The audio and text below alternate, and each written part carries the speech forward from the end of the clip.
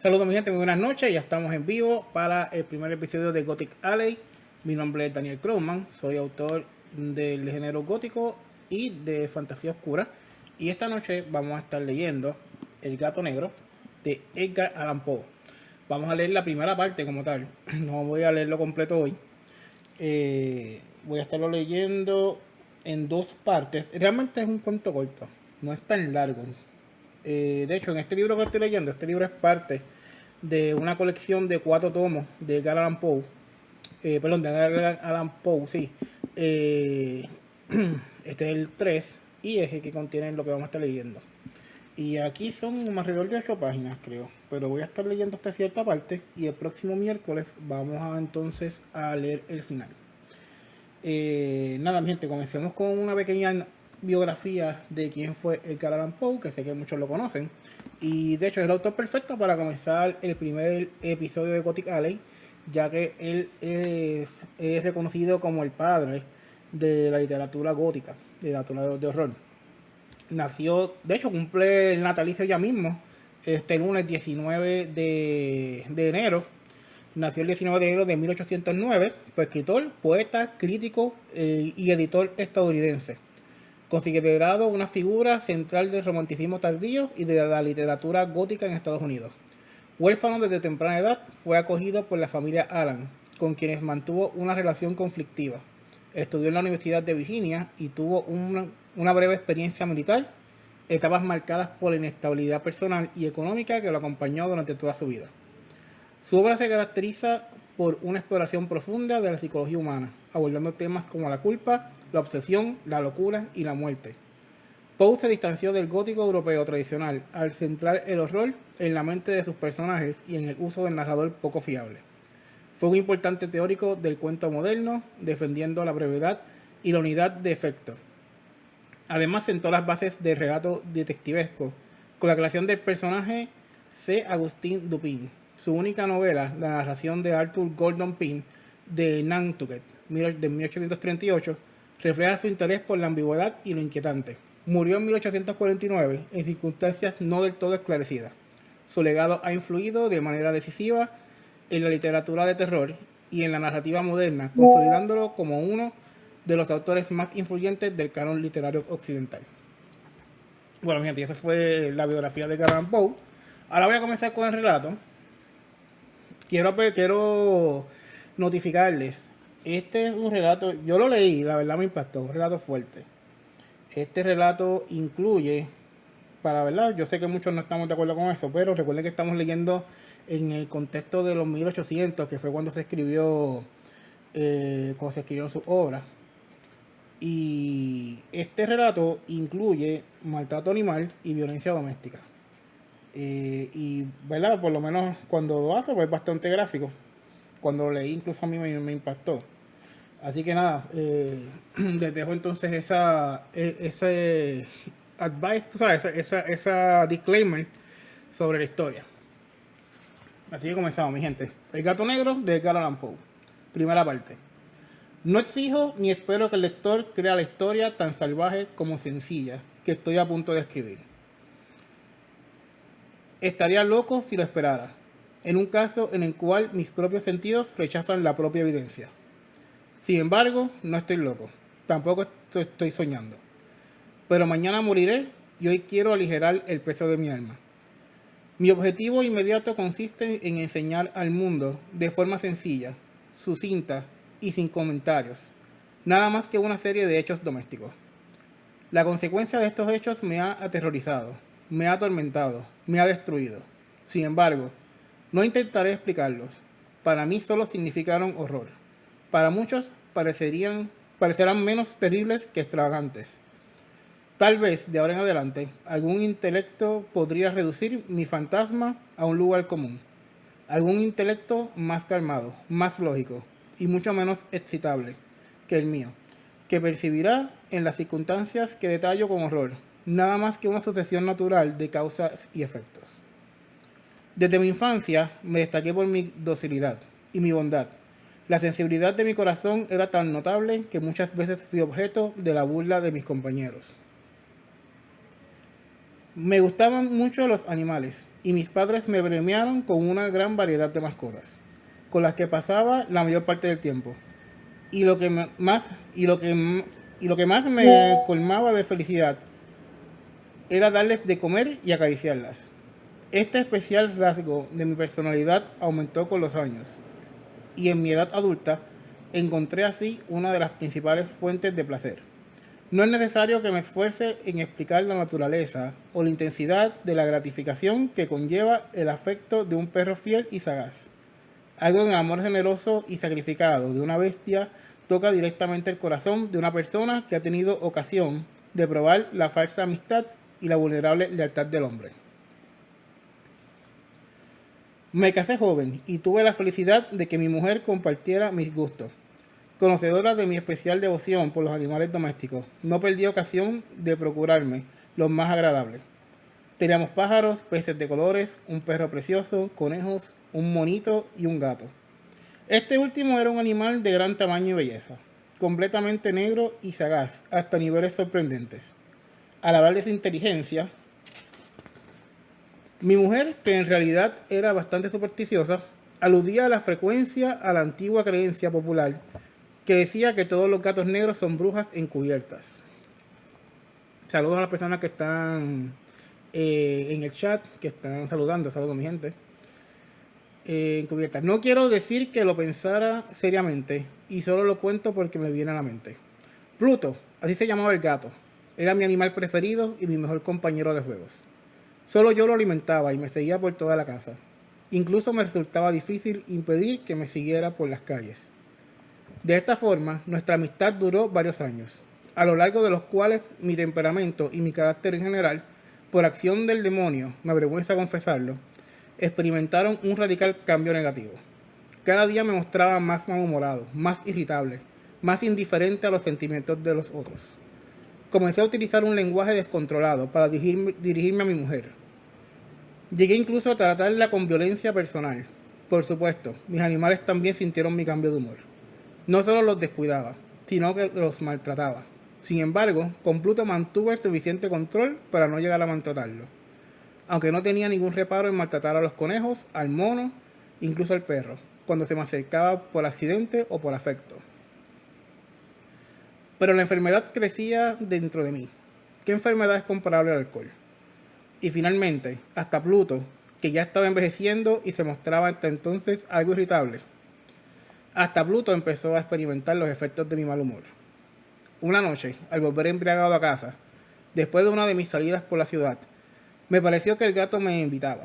Lo atrapé y, atemorizado por mi violencia, me mordió en la mano. Al instante se apoderó de mí la furia de un demonio. Ya no reconocía. Mi alma pareció, de repente, alejarse de mi cuerpo y una violencia demoníaca, alimentada por la ginebra, hizo vibrar todas las fibras de mi cuerpo. Saqué del bolsillo una navaja y, cogiendo a la pobre bestia por el pescuezo, le arranqué un ojo. Me avergüenzo, me abrazo, tiemblo, y al escribir esta terrible atrocidad. Cuando la razón me volvió la mañana siguiente, cuando hube alejado con el sueño la ira de la noche de la embriaguez, experimenté un sentimiento medio de horror, medio de remordimiento, por el crimen que había cometido. Pero era, sin duda, un sentimiento débil y equívoco, y mi alma no se vio afectada. Nuevamente me sumergí en los excesos e intenté ahogar en vino todo recuerdo del suceso. Mientras tanto, el gato se recuperaba lentamente. Es verdad que la órbita del ojo perdido presentaba un aspecto horrible, pero ya no parecía sufrir de dolor. Andaba por la casa como siempre, pero, como era de esperarse, huía de mí horrorizado cada vez que me acercaba. Como todavía mantenía algo de mi antiguo corazón, al principio me sentí triste por el evidente rechazo de una criatura que tanto me había amado. Pero este sentimiento pronto dio paso a la irritación, y después sobrevino, para provocar mi caída final, el espíritu de la perversidad. La filosofía no puede explicar este sentimiento. Sin embargo, no estoy tan seguro de que mi alma exista como de que la perversidad es uno de los impulsos primitivos del corazón humano. Un impulso de las invisibles facultades primarias o sentimientos que guían el carácter del hombre.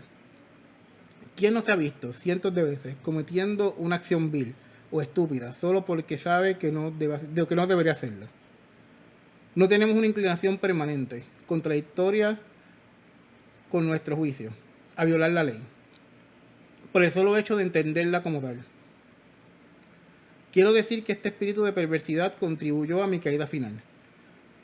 Fue este deseo insondable del alma de vejarse a sí misma, de provocar violencia a su propia naturaleza, a hacer el mal por el mal mismo, lo que me llevó a continuar y finalmente consumar el daño que había infligido la inocente bestia. Una mañana, con sangre fría, deslicé el lazo por su pescuezo y lo colgué de un árbol.